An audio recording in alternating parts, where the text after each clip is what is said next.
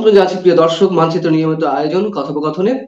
আগামী 5 আগস্ট অভ্যুত্থানের 1 বছর পূর্তি এবং 8 আগস্ট ডক্টর ইউনূস সরকারের 1 বছর পূর্তি। এই দুই দিবসকে কেন্দ্র করে বিভিন্ন মহলে এক ধরনের উদ্বেগ উৎকণ্ঠা রয়েছে, এবং সেই উদ্বেগ উৎকণ্ঠা যতটা না আছে তার চেয়েও সম্ভবত সরকার একটা ভীতিকর অবস্থার মধ্যে রয়েছে, যার ফলশ্রুতিতে আমরা দেখতে পেলাম পুলিশের স্পেশাল ব্রাঞ্চ একটি বিজ্ঞপ্তি জারি করেছে 29শে জুলাই থেকে 8 আগস্ট পর্যন্ত ব্যাপক নিরাপত্তা ব্যবস্থা জোরদার করার। আসলে কি ঘটতে যাচ্ছে এ বিষয়ে আমরা আলোচনা করবো। আমাদের সঙ্গে আজকে যুক্ত রয়েছেন রংপুর বেগম রোকেয়া বিশ্ববিদ্যালয়ের সাবেক উপাচার্য এবং জানিপপের chairman doctor lieutenant colonel Nazmul Hasan Kalimullah. Doctor Nazmul Hasan Kalimullah, আপনাকে স্বাগত জানাচ্ছি আমাদের অনুষ্ঠানে। যে বিষয়টি আলোচনা ভূমিকাতে বলছিলাম, আপনার কি ধারণা আসলেই তেমন কোনো উদ্বেগজনক পরিস্থিতি তৈরি হয়েছে? বেশ কিছু আপনার খবরাখবর যেটা আমরা পাচ্ছি, যেমন অস্ট্রেলিয়া থেকে আপনার অনলাইন শো করেন ফজলুল বারী। তিনি জানান দিলেন যে পরশুদিন দিল্লিতে আওয়ামী লীগের টপ ব্রাস যারা, তারা বসে সিদ্ধান্ত নিয়েছেন যে অচিরেই প্রবাসী সরকার গঠন করবে। এখন বিষয়টা তাৎপর্য অপরিসীম। এখন যেই দেশের যাত্রা শুরু প্রবাসী সরকার দিয়ে, সেই দেশে আবার ভিন্ন মাত্রা যুক্ত হতে পারে যে প্রবাসী সরকার যদি বাস্তবেই গঠিত হয়। আর আমাদের প্রতিবেশী রাষ্ট্র মিয়ানমারে কিন্তু আমরা জানি যে দুটি সরকার বিদ্যমান, একটি জুন্তা সরকার, একটি প্রবাসী সরকার। তো ফলে এটি অভাবিতপূর্ব ঘটনা বলে ওটা বোধহয় মনে হয় বিদ্রোহী না। সরকার। না, প্রবাসী মানে গভর্নমেন্ট ইন এক্সাইল ইংরেজিতে যেটাকে বলা হয়ে থাকে। এক্সাইল মানে হচ্ছে নির্বাসিত বা আপনার প্রবাসে তারা আছেন, এইরকম। অবশ্যই জান্তা সরকারের পক্ষ থেকে তাদের বিদ্রোহী হিসেবেই চিহ্নিত করা হয়েছে। আপনার কয়েনিস ঠিক আছে সেদিক থেকে বিবেচনা করলে। এখন কে আমরা কিভাবে জাতীয় চিহ্নিত সরকার বা করছেন? বিদ্রোহী সরকার, বিদ্রোহী সরকার এভাবে ট্রিট করা হয়, জাতীয় সরকার জি, অথবা বিদ্রোহী সরকার। জি। আপনার এটা দৃষ্টিভঙ্গির ব্যাপার, সেটি তো আছেই। তবে ইট এক্সিস্ট, মানে বিষয়টা হচ্ছে দুটো এন্টিটি এক্সিস্ট করছে। একটা দখলে আছে আর একটা দখলে নাই, বিষয়টা এরকম। যেমন ইউনূস সরকার এখন বাংলাদেশের দখলে আছে, আর যদি ওরকম একটি সরকার গঠিত হয়, তারা হয়তো পুরো বাংলাদেশের নেতৃত্বে নিয়ন্ত্রণে নাও থাকতে পারেন। যেমন আপনার রৌমারী চির স্বাধীন একটি এলাকা কুড়িগ্রামের, পাকিস্তানের অকুপেশন ফোর্স সেখানে কখনো পৌঁছাতে পারেনি বা হানা দেওয়ার চেষ্টাও করেন, ওই অর্থে দুর্গম জায়গা বিবেচনায়। তো এইরকমের মুক্তাঞ্চল সৃষ্টিও হতে পারে। মানে সবই সম্ভব এই সম্ভবের, সব সম্ভবের দেশে। তো এইরকম আপনার একটা পটভূমিতে আপনার স্পেশাল ব্রাঞ্চের সম্মানীয় ডিআইজি মহোদয় পলিটিক্যাল, তার এই চিঠি, সেটি কিন্তু আহ, এক ধরনের আবহ তৈরি করার ক্ষেত্রে ভূমিকা পালন করছে। যেমন নির্দেশনা পরিষ্কার বলা আছে, মোটরসাইকেল, মাইক্রোবাস কিংবা অন্যান্য যানবাহন তল্লাশির জন্য তাগাদা প্রদান করা হয়েছে। গণ ভাবে আপনার নজরদারি বাড়ানো, এবং সেই সঙ্গে আপনার যেটা গ্রেফতারি পরোয়ানা আছে সেগুলো তামিল করা। তারপর আপনার তল্লাশি, বাড়ি বাড়ি হানা দেওয়ার মতো নির্দেশনাও সেখানে প্রদান করা হয়েছে। অর্থাৎ রীতিমতো একটা সাজ সাজ রব, যেটি এমনি এমনিতে আর হয়নি। ওই ধরনের ফজলুল বারী মহোদয় যে ইঙ্গিতটা করেছেন, তার সূত্র ধরে হয়তো আগাম জরুরি এই ব্যবস্থা কি। আর এর পাশাপাশি আপনি জানেন যে আপনার বৈষম্য বিরোধী যে ছাত্রদের এন্টিটি আছে, তারা জানান দিয়েছেন 1 তারিখে তারা জুলাই সনদ ঘোষণার জন্য চাপ সৃষ্টি করার চিন্তা থেকে শাহবাগে তারা সমবেত হবেন, গণজমায়েত করবেন। আবার 3 তারিখে আগে থেকেই বলা আছে যে জুলাই সনদ হাজির করা হবে। আবার কোন কোন নেতা ন্যাশনাল স্টুডেন্টস পার্টির, তারা বলবার চেষ্টা করছেন যে যেই সনদের খসড়া হাজির করা হয়েছে সরকারের পক্ষ থেকে, সেটি তারা মানবেন না বা সেটা স্বাক্ষর করবেন না, এরকম প্রত্যয় ব্যক্ত করা হয়েছে। আবার এখানে আহ মুক্তিযুদ্ধের পক্ষের যে শক্তি, তারাও কিন্তু বসে নেই। তারা তাদের মতো করে প্রিপারেশন নিচ্ছেন যে অবস্থা বুঝে ব্যবস্থা। অর্থাৎ যদি দেখা যায় যে আপনার এমন একটি সনদ হাজির করা হলো যেটি আপনার মুক্তিযুদ্ধের চেতনা বিরোধী, তাহলে তারা রিয়াক্ট করবে। এবং আপনার স্টেট উইদিন স্টেট অ্যাক্টররাও গভীর মনোযোগের সঙ্গে অনুধাবন করবার চেষ্টা করছেন যে কোথায় কি হচ্ছে না হচ্ছে। যেমন কোনো কোনো সূত্র থেকে বলা হচ্ছে যে যারা ক্ষমতা হারিয়েছেন তাদের উদ্যোগে আপনার প্রশিক্ষণ প্রদান কর্মসূচি শুরু হয়েছে তাদের নেতা কর্মীদের, তারা যাতে অ্যাকশনে যেতে পারেন। আবার আপনার কেউ কেউ আশঙ্কা করছেন যে 75-এর পট পরিবর্তনের পর আমরা দেখেছিলাম বঙ্গবীর কাদের সিদ্দিকী এবং প্রয়াত মোস্তফা হোসেন মন্টুর মতো নেতৃবৃন্দ তারা অস্ত্র হাতে তুলে নিয়েছিলেন এবং বঙ্গবন্ধু পরবর্তী সরকারকে প্রতিরোধ করবার চেষ্টা করেছিলেন।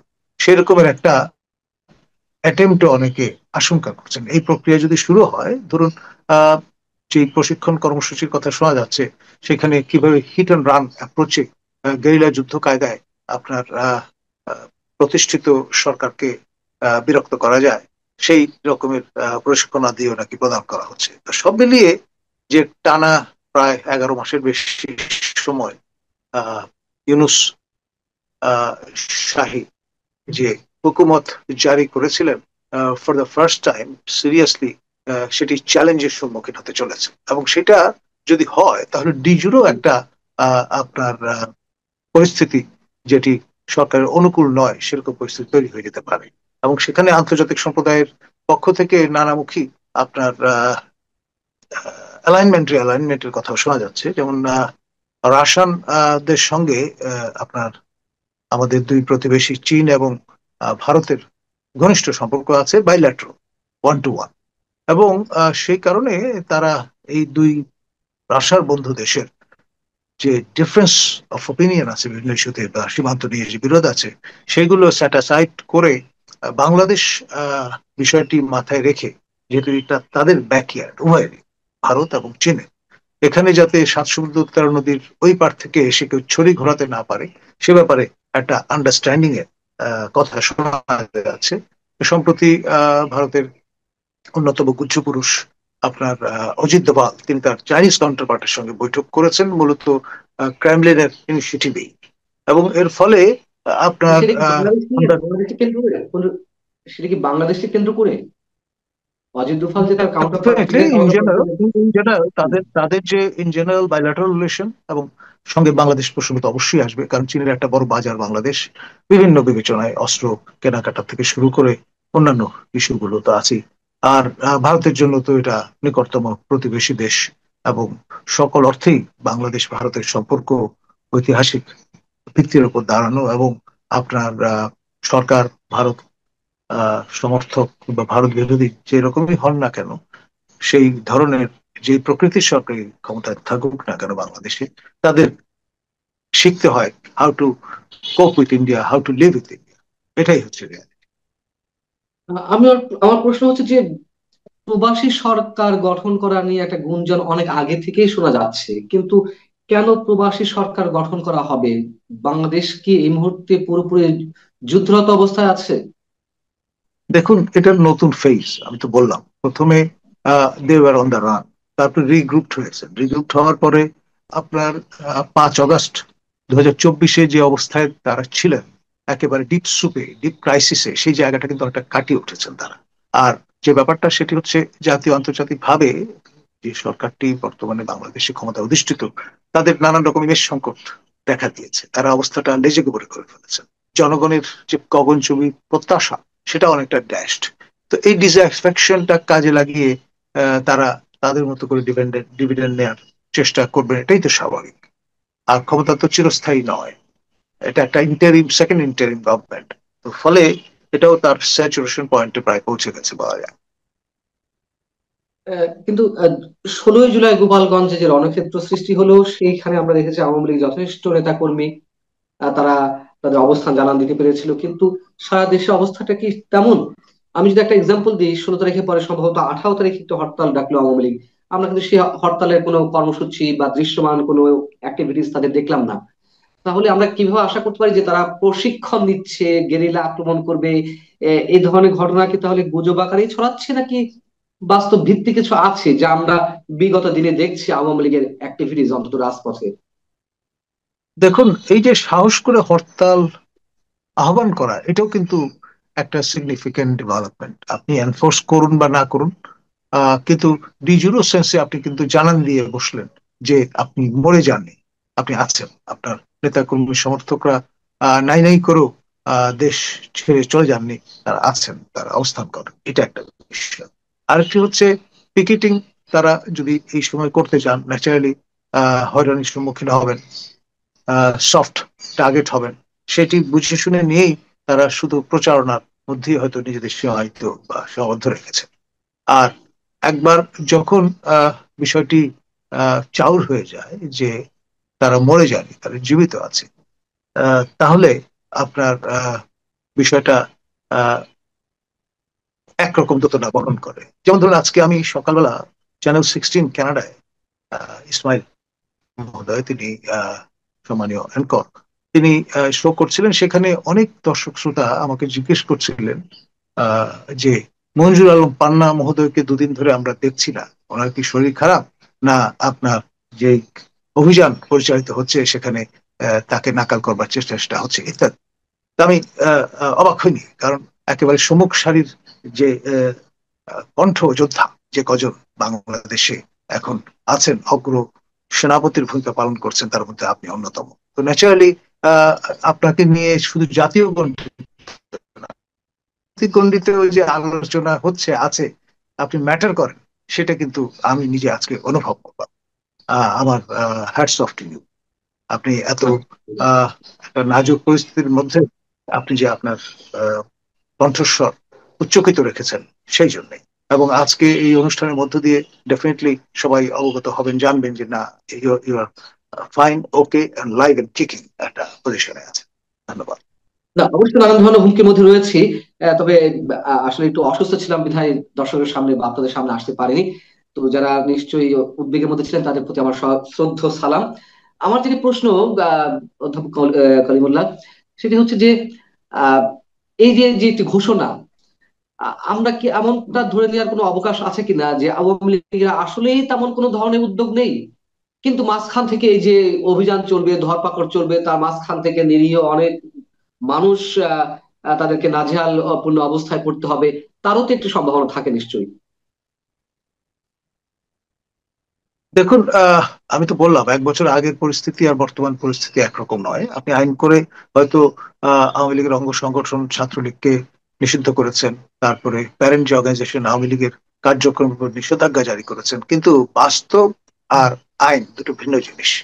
এখন অনেক অকুতোভয় ব্যক্তি আছেন, যেমন সিডেশনের আপনার কারণে কি ভয়ঙ্কর পরিণতি হতে পারে সেটা তো ক্ষুদিরাম জানতেন। তৎসত্ত্বেও কিন্তু তিনি হাসি মুখে আপনার ফাঁসির দড়ি অ্যাকসেপ্ট করেছিলেন। তো এই ধরনের প্রতিবাদী মানুষ সবসময় সর্বকালে সর্বযুগে ছিল, আছে এবং থাকবে, এবং সেজন্যই আমরা বিশ্বাস করি মানব চরিত্রের অজস্রতায়। এবং সে কারণেই বিশ্বের বিভিন্ন অঞ্চলে নবজাগৃতি ঘটে, এবং মশাল প্রজ্বলিত হয়, যে মশালের আলোকে সবাই আপনার আলোকিত। পার্শ্ববর্তী রাষ্ট্র ভারতের কোন ধরনের ভূমিকা কি আমরা এই আগামী কয়েকদিনের মধ্যে দেখতে যেতে যাচ্ছি, মানে দেখতে পাচ্ছি কিনা বা পাবো কিনা?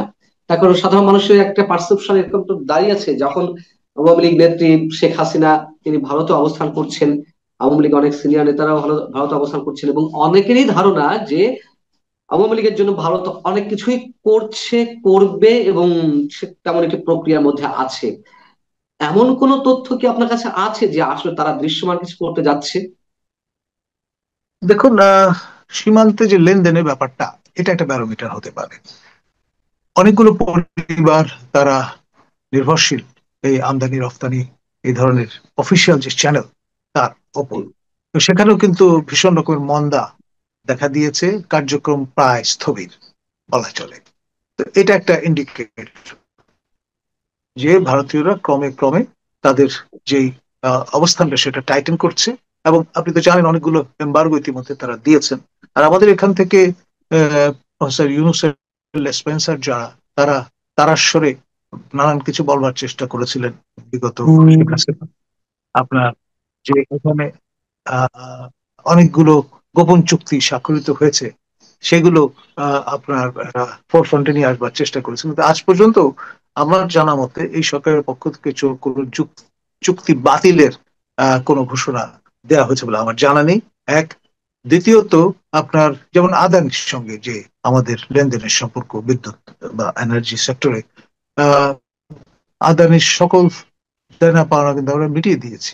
মানে বিষয়টা এমন না যে আদানির সঙ্গে আমরা আমাদের সম্পর্ক ছেদ করেছি। হুম তারপরে হুম। অন্যান্য ক্ষেত্রেও আমরা দেখেছি যে ভারতের সঙ্গে আপনার আমাদের যে আন্ডারস্ট্যান্ডিং গুলো ছিল সেগুলো কিন্তু অব্যাহত আছে।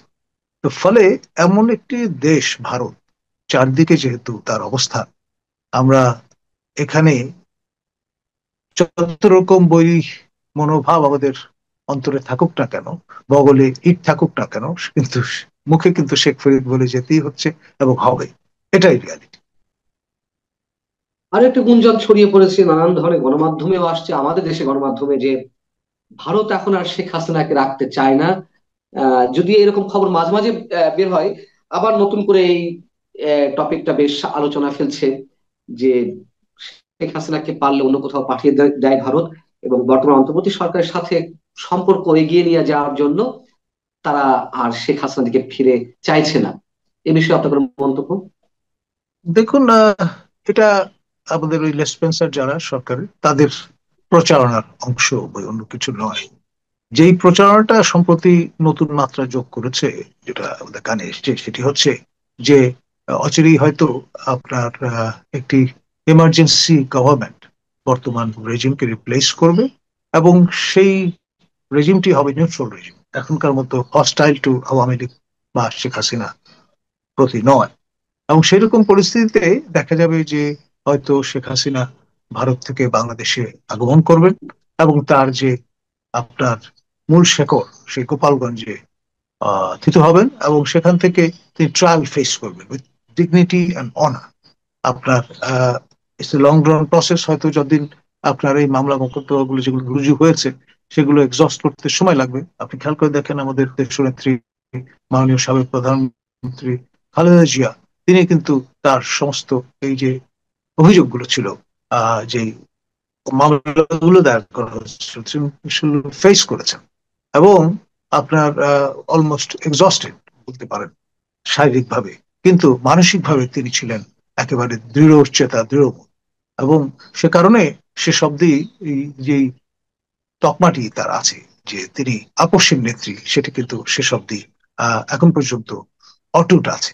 তো সেই রকম একটি দৃঢ়তা কিন্তু শেখ হাসিনারও আছে। আপনি সমালোচনা করতে পারেন, নানান রকম অভিযোগ করতে পারেন, সেটা এক বিষয়। খেয়াল করে দেখেন 111-এর সময় দুই নেত্রীর উপর যে চাপ প্রয়োগ করা হয়েছিল, আহ দেশনেত্রী তো দেশ ছেড়ে যাননি।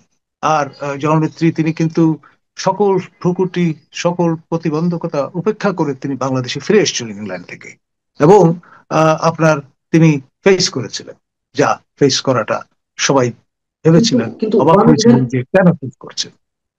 ওয়ান রিভেলের সময়টি আর এখনকার সময়টি নিশ্চয় অনেক পার্থক্য। তা আমি দেখুন, যে প্রশ্ন করতে চাচ্ছি তার আগে একটু জড়িয়ে নিতে চাই। আপনি যে আহ, মানে বক্তব্যটি দিলেন যে শেখ হাসিনা ফিরে আসতে পারেন, একটি জাতীয় মানে জরুরি অবস্থা ঘোষণা করা হতে পারে, তার মধ্যে দিয়ে তিনি ফিরে এসে মামলা ফেস করবেন, গোপালগঞ্জে থিত হবেন। আহ, আমার আগ্রহ থেকে আমি একটু জানার চেষ্টা করছি, এটা কি আপনার পারসেপশন, নাকি কোনো ধরনের ইনফরমেশন, নাকি কোনো ধরনের ইকুয়েশন? এটা আমার পারসেপশন নয়, এক। দ্বিতীয়ত ধরুন, আপনি বা আমি, আমরা যারাই টক শো অ্যাটেন্ড করি, আমরা বিভিন্ন সূত্র থেকে নানান রকমের তথ্য উপাত্ত সংগ্রহ করি বা আমাদের কাছে আসছে, তার উপর ভিত্তি করে আমরা বিশ্লেষণ হাজির করি। বিষয়টা অনেকটা সেই রকম। আপনার ডেফিনেটলি কেউ যদি নির্বাসনে যান, যেমন ধরুন আয়াতুল্লাহ রুহুল্লাহ খোমেনি, তিনি প্রথমে ইরাকে গিয়েছিলেন, তারপর চলে গিয়েছিলেন ফ্রান্সে, এবং যথারীতি তিনি ফিরে এসেছেন। এবং শেখ হাসিনাও চিরস্থায়ী বন্দোবস্তের একটা আহ ব্যবস্থা করে ভারতের কাছে, এমনটি আমি মনে করি না। এটা খেয়াল করে দেখেন, উইথ ডিগনিটি এন্ড অনার, আমি আবারও বলছি, ওয়াচ মাই লিপস, তিনি উইথ ডিগনিটি এন্ড যদি অনার আমাদেরই বাহনে করে ভারতে গেছেন, এবং সেই বাহনটি নিরাপদে কিন্তু দেশে ফিরে এসেছে তাকে সেখানে পৌঁছে দিয়ে। যদি তাই হয়ে থাকে, হয়তো কোনো একটা জরুরি অবস্থা ঘোষণা করা হলো, তার মধ্যে দিয়ে শেখ হাসিনা ফিরে এলেন, তার নিরাপত্তার বিধানটি কেমন হবে? তিনি কি সেই সাহসটি নিয়ে দেশে ফিরে আসতে পারবেন? এখন একটা অংশের প্রচন্ড ক্ষোভ, বিক্ষোভ তো তার প্রতি রয়েছে, তার দলের প্রতি রয়েছে, যেটা বাস্তবতা আমাদেরকে এখন স্বীকার করতেই হবে। সেই অবস্থায় মানে যে অবস্থাতে 32 নম্বর গুড়িয়ে দেওয়া হলো বুলডোজার দিয়ে, যে অবস্থায় টঙ্গিপাড়া বঙ্গবন্ধু সমাধিও গুড়িয়ে দেওয়ার একটা টার্গেট রয়েছে, যেই সময়টিতে এত বড় বড় ভয়ঙ্কর সব ঘটনা আমরা ঘটতে দেখছি, সেখানে শেখ হাসিনার নিরাপত্তাটি আমরা কিভাবে আশা করতে পারি, বা তিনিও এতটা সাহসিকতার সঙ্গে কিভাবে আসতে পারেন? দেখুন, অফিসিয়াল ন্যারেটিভটা আপনি যদি দেখেন, আমাদের সশস্ত্র বাহিনী আত্মরক্ষার্থে গুলি ছুড়েছে। অফিসিয়াল যে স্ট্যাটিস্টিক্স সে অনুসারে 5 জন মৃত্যুবরণ করেছেন। এখন এই যে ন্যারেটিভটা, এটি কেন প্রদান করতে হয়েছে? কারণ হচ্ছে আপনার গোপালগঞ্জবাসী কিন্তু ওন করে বঙ্গবন্ধু শেখ মুজিবুর রহমানকে এবং তার পরিবারকে এবং তাদের জ্যেষ্ঠ কন্যা শেখ হাসিনাকে, এবং সে কারণেই কিন্তু এরকম একটা রাফ রিসেপশন আপনার এনপিসির কেন্দ্রীয় নেতৃবৃন্দ সম্মুখীন হতে হয়েছে। আর আপনার গিয়েছিলেন বাঘের মতো, ফিরেছেন বেড়ালের মতো, সেটাও কিন্তু আমরা সবাই প্রত্যক্ষ করেছি। আমাদের এই বয়ানগুলো হয়তো অনেকের অপছন্দ হবে, বাট রিয়ালিটি ইজ রিয়ালিটি, সেটা তো জি। স্বীকার করতেই হবে। নির্বাচিত হয়েছিলেন তো সেই জন্য মানুষ এবং হিউম্যান সাইকোলজি অদ্ভুত, মানে এটা আপনি সাধারণ কোনো হিসাবে মেলাতে পারবেন না। ক্ষমতায় থাকলে একরকম, ক্ষমতার বাইরে চলে গেলে আরেক রকম। অনেক ধন্যবাদ প্রফেসর নাজমুল হাসান কলি বলে আপনাকে আমাদের সঙ্গে যুক্ত থাকার জন্য। দর্শক, শেষ করছি, নিশ্চয়ই উদ্বেগ উৎকণ্ঠা থাকবেই। যে অবস্থা আমরা চারিদিকে দেখতে পাচ্ছি, তার মধ্য থেকেই আমাদেরকে ভালো থাকার চেষ্টা করতে হবে। আশা করছি ভালো থাকবেন।